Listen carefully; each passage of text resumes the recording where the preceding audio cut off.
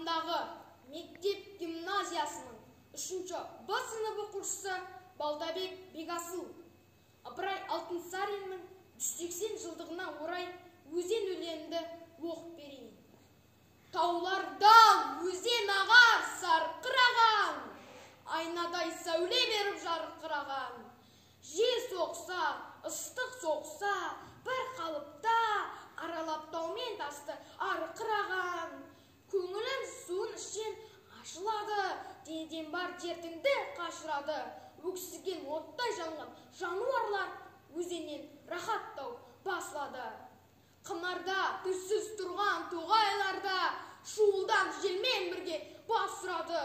Оның мал айда өсе лай қылмайды, тасыса су бармаған сай қылмайды. Тасыған өзен судың қуатымен көк шалғын шөп бітпейді, жай қылмайды.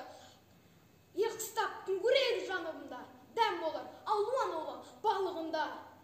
Тас-таста, алтын таста, сынамаққа, сонда да аққан өзен қалыбында. Құдайымның құдіретін көресің бе, не нәжіс тоқтар өзенде есінде. Арыстан демалуға суға кірісте, балықтар шымшып ойнар